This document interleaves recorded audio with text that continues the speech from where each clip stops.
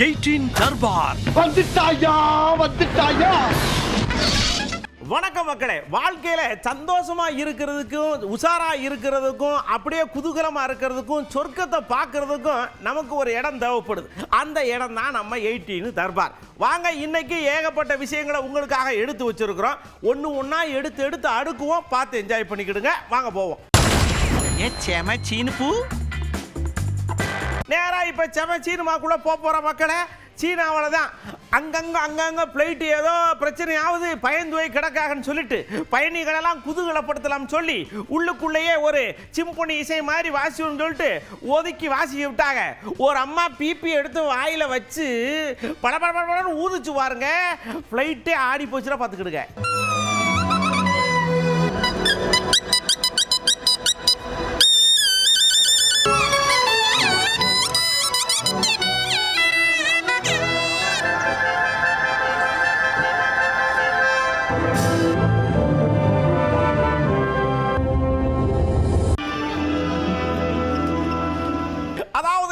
இப்படி பிபி வச்சு ஊதி எல்லாரையும் சந்தோஷப்படுத்துற நேரத்தில் இஸ்ரேலும் ஈரானும் சர்ருன்னு குண்டா வீசி ஆனா பூமியில விழ மாட்டாங்க, வானத்துல வெடிக்கிற மாதிரி வச்சுக்கிட்டாங்க போல் இருக்கு. சடக்குன்னு என்ன பண்ணாரு ட்ரம்ப் ஐயா தான் நாட்டாம என்ன பண்ணாருன்னா, உன் சண்டை நீ நிறுத்து, சண்டைலாம் முடிஞ்சு வச்சு போங்க, பஞ்சாயத்து கலைஞ்சு வச்சு போங்க அப்படின்னு விரட்டி விட்டாரு.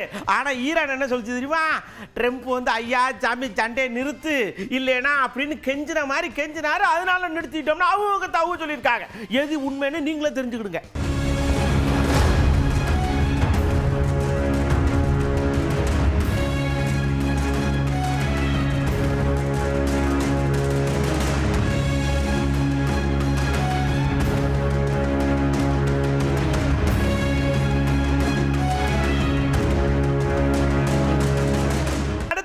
நம்ம அருண் விஜய் இருக்கார்ல, அவரு சரி போய் அண்ணாமலையார ரொம்ப நாள் ஆச்சு போய் பார்த்துட்டு அப்படியே நம்ம குடும்பத்தில் இருக்கிற லேசா சில பல விஷயங்கள்லாம் தீர்த்து விட்டுருங்க அண்ணாமலையாரன்னு போய் வேண்டிட்டு வரும்னு போயிருக்கார்.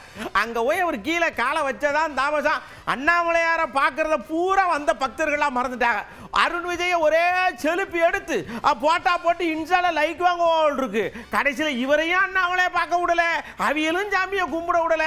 கொஞ்சம் அனுசரணையா நடந்துக்கங்க.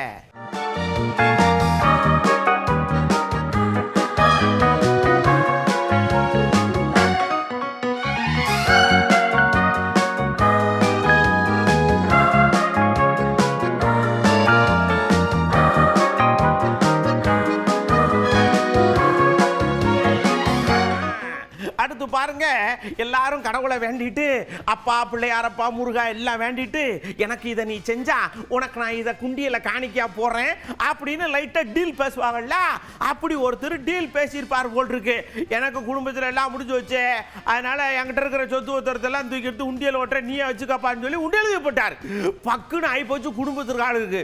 என்னையா இப்படி பண்ணி போட்டேன்னா அவங்க வீட்டம்மா சொல்லுது அவருக்கு லேசா, அதனால நீங்க அதை கண்டுக்கிறாதீங்க, கொடுத்துருங்க பத்திரன்னு கேட்காங்க.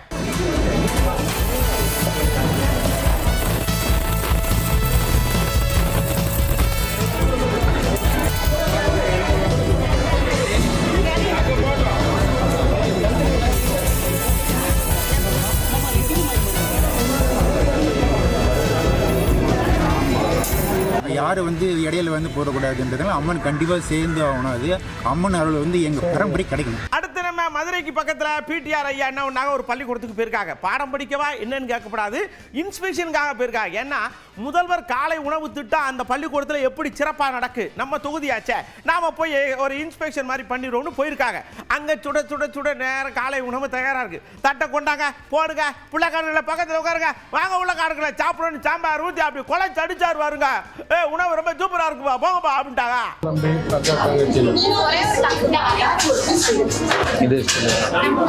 இங்க இருக்கா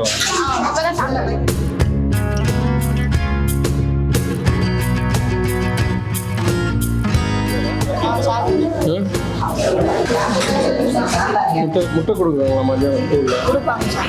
வேணுமா? மாட்டியா? அதனால தான் நீ ஒல்லியா எப்பவுமே சத்தம் உள்ள சாப்பாடு சாப்பிட. அடுத்து பாருங்க, சம சீன்ல திருச்சியில விசிகா சார்பில் ஒரு பேரணி நடந்துச்சுல. எல்லாரும் கோட்டு போட்டு வாங்கன்னு சொல்லி திருமாவளவன் சொன்ன உடனே எல்லாம் கோட்டு போட்டு போனாங்க. இந்த பழக்கத்தை அப்படியே கண்டினியூ பண்ணணும்னு நினைச்சாங்களோ என்னமோ தெரியல. சென்னையில் விழா நடக்குது, விருது விழா, விசிகா விருது விழா. அங்கேயும் பாருங்க புல்லா கோட்டு துட்டு போட்டே வந்து நிற்காங்க. பார்க்கறது கொஞ்சம் வித்தியாசமா நல்லா தான் இருக்கு.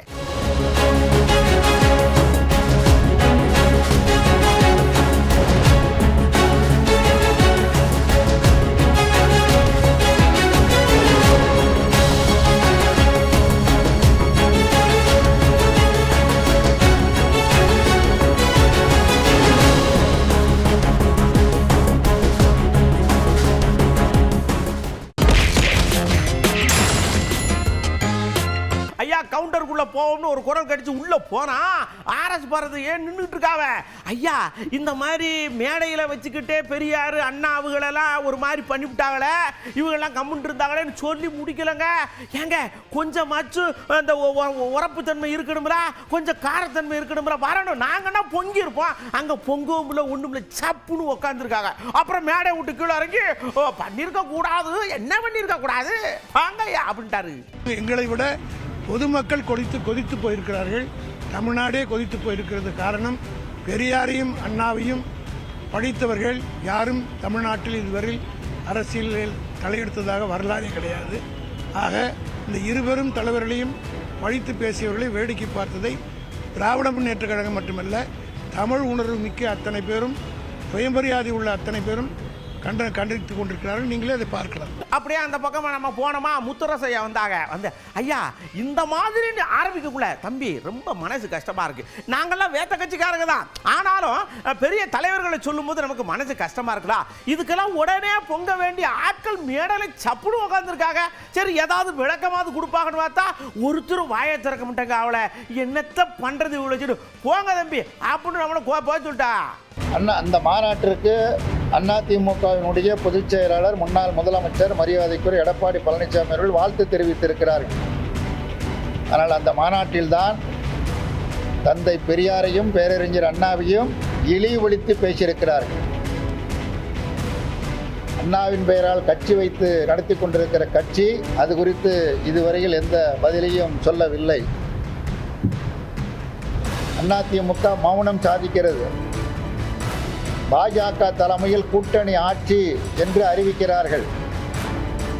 எடப்பாடியால் எந்த பதிலையும் சொல்ல முடியவில்லை. ஆகவே ஒரு நெருக்கடி நிர்பந்தத்திற்கு உள்ளாகி அந்த அணியில் பாரதிய ஜனதா கட்சியோடு அதிமுக வலுக்கட்டாயமாக சேர்க்கப்பட்டிருக்கிறது. நிர்பந்தம் கொடுத்து நெருக்கடி கொடுத்து வலுக்கட்டாயமாக சேர்த்திருக்கிறது.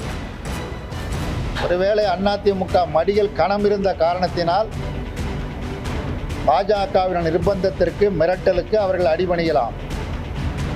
ஆனால் திமுக கூட்டணி, மதச்சார்பற்ற முற்போக்கு கூட்டணி இருக்கிற எந்த கட்சிகளுக்கும் மடியில் கணம் இல்லை. ஆகவே அச்சப்பட வேண்டிய அவசியமும் கிடையாது. இப்படி அவர் வருத்தப்பட்டு வருத்தத்தை பதிவு பண்ற நேரத்தில் நம்ம அண்ணன் இருக்கார்லா, செந்தமிழர் அண்ணன் சட்டுன்னு வந்தாரு. எங்க பாட்டனை இப்பதான் உங்களுக்கு கண்ணு தெரியுது, ஏன்னா எலெக்ஷன் வருது. என் பாட்டனை கேட்கறதுக்கு நீங்க யாரு? இல்லைன்னா எங்க பாட்டனை யாருக்கும் தெரியாதா? என்ன ஆளுகையா வந்திருக்கு? சரி பார்த்துருவோம், நடத்திட்டீங்கல்ல, அந்த எலெக்ஷன் முடியிட்டு நீங்க என்ன ஆகுறீன்னு மட்டும் பாருங்கன்னு வேலை எடுத்து குத்தாதவரே சொல்லிட்டார்ல அண்ணன். அவங்க ஆன்மீகம், முருகர் மாநாடு, பக்தர் மாநாடுன்னு சொன்னால் அது அரசியல் இல்லையா? இவ்வளவு காலத்தில் இந்த தேர்தலில் 6 மாதத்தில் இருக்கும்போது இப்பத்தோட காரணம்னு கேட்கணும். இப்போ மாநாடு போட்டவங்க அடுத்த ஆண்டு இதே மாநாடை தேர்தலுக்கு அப்புறம் போடுவாங்களான்னு கேட்கணும். போடுவாங்களா? நான் கேட்குறது போடுவாங்களா? ஆண்டுதோறும் இதே மாதிரி மாநாடு போட்டால் அது அரசியல் இல்லை, அக்கறைன்னு இருக்கும். ஒரு ஆன்மீகம், அது வழிபாடுன்னு இருக்கும். இத்தனை ஆண்டு இல்லாத இப்போ திடீர்னு முருகர் மேலே பக்தி வருவதும், தேர்தலில் வாக்கே வரலை அப்படின்னா இது பயனில்லைன்னு விட்டுட்டு போடுவாங்க. அடுத்த ஆண்டு போடட்டும், அப்புறம் பேசுவோம். இப்படி அண்ணன் வேலை வச்சு குத்துற நேரத்தில் இங்க ஐயா ஒருத்தர் பெரிய பெரம்ப வச்சுக்கிட்டு நிக்காரு. இந்த இருங்க மாநாடு நடத்துனீங்க, சரி ஓகே நடத்திட்டு போங்க. பள்ளிக்கூடம் போற உள்ளக்காருங்க பட்டையா போடணும், கழுத்துல ருத்ராட்ச கொட்டையா போடணும், அப்புறம் இந்த கலர்ல போடணும். இந்த சோழியெல்லாம் நடத்திக்கிறப்படாது. பள்ளிக்கூடம் நடத்துறப்பா என்ன நடத்திட்டு இருக்கிறான்? பெரம்பு பிச்சுக்குன்னு வந்துடும், வேல் மாதிரி வரும் அப்படின்னு சொல்லியிருக்காரு. பிற்போக்கு முற்போக்குக்கான வித்தியாசத்தை எதுக்காக நான் வலியுறுத்தி நாங்கள் பேசிட்டு இருக்கோம் என்பதற்காக தான் நாங்கள் எந்த மதத்தையும் குறுக்கிட்டு எந்த மதத்தையும் இன்டர்ஃபியர் ஆகும்னு நான் நினைக்கல. அவங்கவுங்க நம்பிக்கை அவங்களுக்கு இருக்கின்ற அதில் நாங்கள் எந்த. ஆனால் பள்ளிக்கூடம் என்பது அது பொதுவானதாக இருக்க வேண்டும், அனைவரையும் வரவேற்கக்கூடியதாக இருக்க வேண்டும். அதனால தான் பெருந்தலைவர் காமராஜ் யூனிஃபார்ம் ஒரு கான்செப்ட் எதுக்காக கொண்டு வந்தோம். நம்ம இந்த யூனிஃபார்ம்ங்கிறது போடுற துணிகளை மட்டுமல்ல, நாம் நடந்துக்கிற விதத்திலும் இது இருக்க வேண்டும் என்பதற்காகத்தான். ஸோ இது ஒரு பிற்போக்கு சிந்தனையாகத்தான் அதை காட்டுகிறதே தவிர வேறு விதமாக நான் பார்க்குறேன். அப்படியே ரொம்ப நாள் ஆச்சு அண்ணன் டிடிவி என்ன அப்படியே உட்காந்தாங்க. ஐயா என்ன ரொம்ப நாள் ஆச்சுன்னு சொல்லிட்டு போய் அப்படின்னு ஓபிஎஸ் ஐயான்னு கேட்டோன்னு அவர் புரிஞ்சு வச்சு நீங்க என்ன கேட்க போறீங்கன்னு தெரியுது.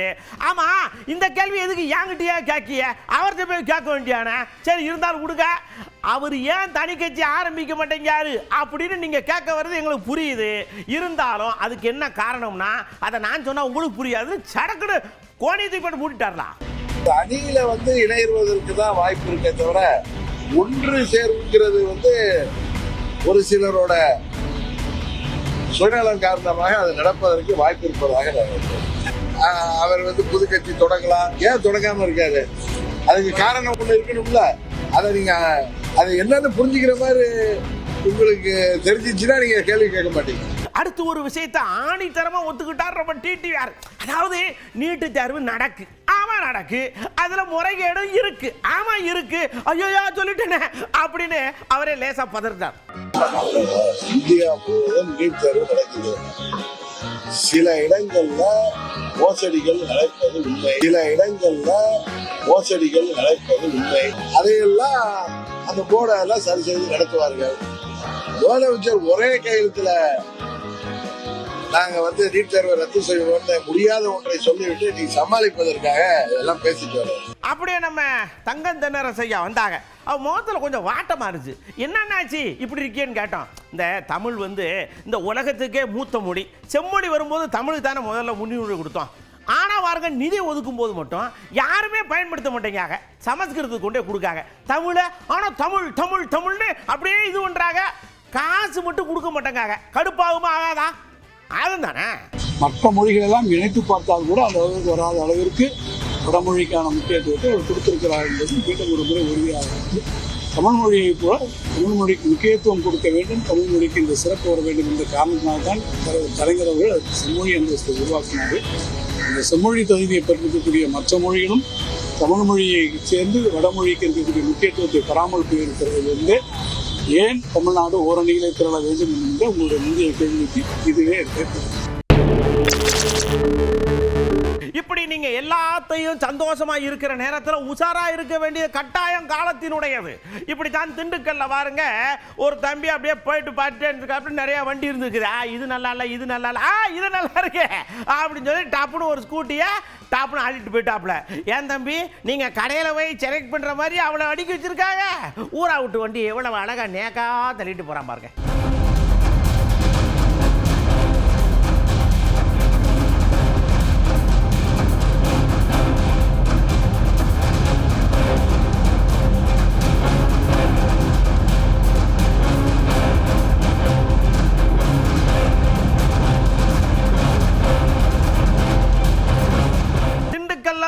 இப்படின்னா தூத்துக்குடியில வேற மாதிரி அங்கேயும் வாசல்ல இப்ப பூரா அந்த வண்டியை நிறுத்துறதுக்கு இடமில்லாம கட்டி போடுதாக வாசல்லையே நிப்பாட்ட வேண்டி இருக்கு. சடக்குன்னு அங்க 2 பேர் வந்தாங்க. தம்பி இங்க இவ்வளவு வண்டி கிடக்கு, இது இந்த போக்குவரத்து இடைஞ்சலா இருக்கும், கிளியர் பண்ணிடுவோம் சொல்லி தூக்கிட்டு போயிட்டாங்க.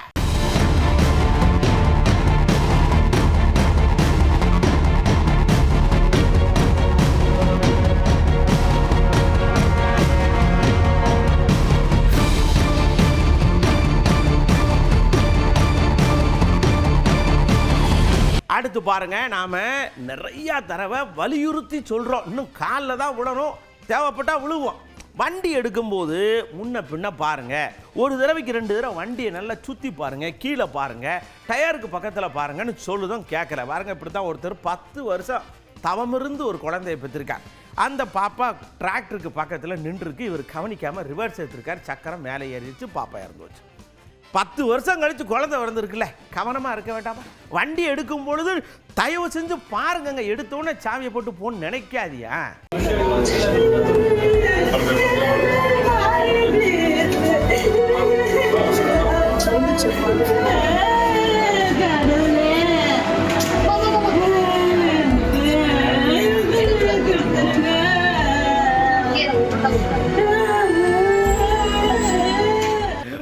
பாருங்க, நாம என்னதான் கவனமா இருந்தாலும் இயற்கை கிட்ட நம்ம கொஞ்சம் அதீத கவனத்தோட இருந்தாலும் அது ஒரு சேட்டையை காட்டி போட்டுதுல.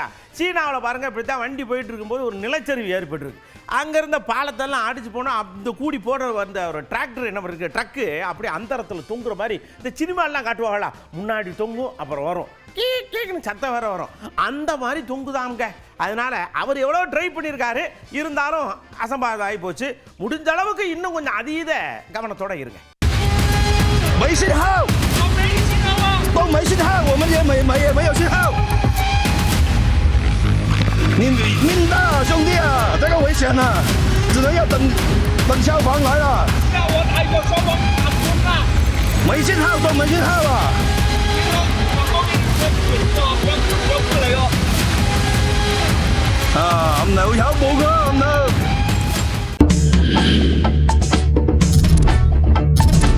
இப்படி நாம பதபதைக்கிற நேரத்தில் வாங்க கொஞ்சம் சொர்க்கத்தை பார்த்து பதபதப்பை லைட்டாக தணிப்போம் அப்படின்னு சொல்லி கூட்டு போனோம்.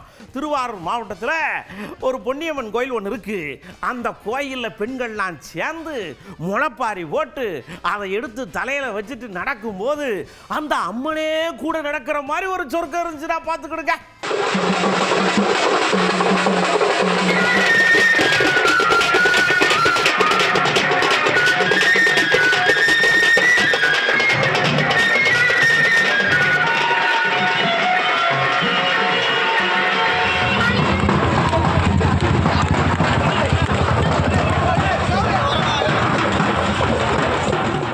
முளைப்பாரியில மட்டும் சொர்க்கம் இல்லைங்க, வாங்க நாங்க காட்டுறோம் சொல்லி காஞ்சிபுரத்தில் திரௌபதி அம்மன் கோயில் திருவிழாவில் அப்படியே அந்த மகாபாரத கதையில வர்ற துரியோதனன் படுகணம்ங்கிற அந்த காட்சியை காட்டினாக பாருங்க.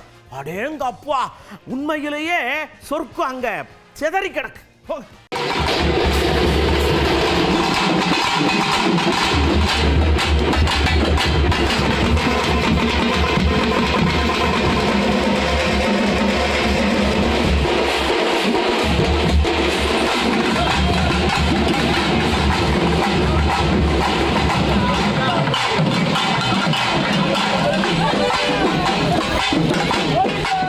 முளைப்பாரியில சொர்க்கம் இருக்குது, துரியோதனன் படுகடத்தில் சொர்க்கம் இருக்குது, எங்க மாட்டு வண்டி பந்தயத்தில் இருக்காதா அப்படின்னு புதுக்கோட்டை மாவட்டம் அறந்தாங்கில வச்சாக பாருங்க. பந்தயம் திக்குடு திக்குடு திக்குடு திக்குடு ஓடுது, புழுதியை பரப்பிக்கிட்டு எல்லாரும் நின்று பார்க்காக சந்தோஷப்படுதாங்க. போங்க நீங்களும்.